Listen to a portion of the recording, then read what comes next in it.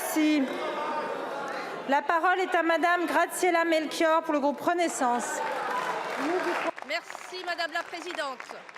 Ma question s'adresse à Gabriel Attal, ministre de l'Éducation nationale et de la jeunesse. Monsieur le ministre, cette année 2023 a été marquée par de nombreux phénomènes climatiques exceptionnels.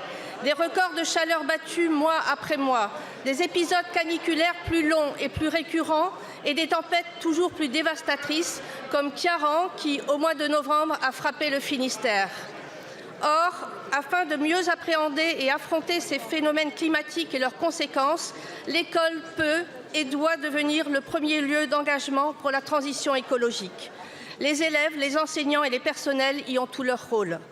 Ces convictions, ce sont celles que nous partageons, ma collègue Francesca Pasquini et moi-même, dans notre rapport. À travers 5 grands axes allant du bâti scolaire au contenu pédagogique, en passant par la restauration, les mobilités et les actions de sobriété, nous avons formulé 109 préconisations pour adapter l'école aux enjeux climatiques. Cet objectif, je sais que vous le partagez, comme en témoigne le plan très ambitieux que vous portez conjointement au ministre Christophe Béchu. Ce plan prévoit en effet de rénover 40 000 écoles en 10 ans, mais pose cependant plusieurs questions, dont celle de l'intégration des établissements du second degré. En outre, afin de mieux accompagner les élus, notamment ceux des petites communes, nous formulons plusieurs propositions, comme la création d'un guichet unique en préfecture ou encore le lancement d'un plan pour développer les cours végétalisés. Nous sommes en effet convaincus que la végétalisation des cours constitue un levier essentiel pour faire baisser la température dans les écoles et pour sensibiliser les enfants à la protection de la biodiversité. Aussi, Monsieur le Ministre, pouvez-vous nous préciser l'ampleur du plan EduRénov et nous indiquer de quelle manière nous pourrons demain mieux accompagner les élus locaux afin que nos écoles soient exemplaires dans l'adaptation aux enjeux climatiques? Je vous remercie. Je vous remercie. La parole est à Monsieur Gabriel Attal, ministre de l'Éducation nationale et de la jeunesse. Merci Madame la Présidente, Mesdames et Messieurs les députés, Madame la députée Graziella Melchior. L'isolation thermique de nos écoles, de nos collèges, de nos lycées est une absolue nécessité.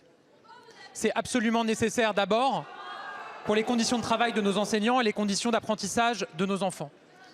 Parce qu'on n'apprend pas bien dans une école où il fait trop chaud l'été et trop froid l'hiver. Mais c'est aussi absolument essentiel pour atteindre nos objectifs de la stratégie nationale bas carbone. Évidemment que l'isolation thermique des bâtiments publics et les établissements scolaires sont le plus grand nombre d'établissements publics et de bâtiments publics est absolument nécessaire pour atteindre nos objectifs en matière de stratégie nationale bas carbone. Madame la députée, ce que nous avons mis en place après l'engagement du président de la République, c'est le plus grand plan de rénovation scolaire de l'histoire de notre pays.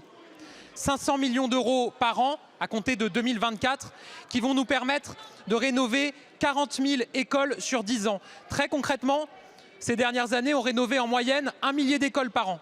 En 2024, on rénovera 2 milliers d'écoles et ensuite nous serons à 4 000 écoles rénovées par an grâce à l'engagement de cette majorité et aux crédits qui sont débloqués, 500 millions d'euros par an pour nous permettre ces rénovations. Je veux vous remercier, Madame la députée, pour le rapport que vous nous avez remis, sur lequel vous avez travaillé. Parce qu'il nous permet de parfaire l'organisation que nous avons présentée avec Christophe Béchu pour que ces fonds puissent être bien utilisés. Vous avez raison, il faut prioriser, là on en a le plus besoin et pour ça on a besoin de diagnostic et on a besoin d'orienter vers ceux qui en ont le plus besoin. Vous posez plusieurs questions dans votre question. Le guichet unique, oui, il faut un guichet unique.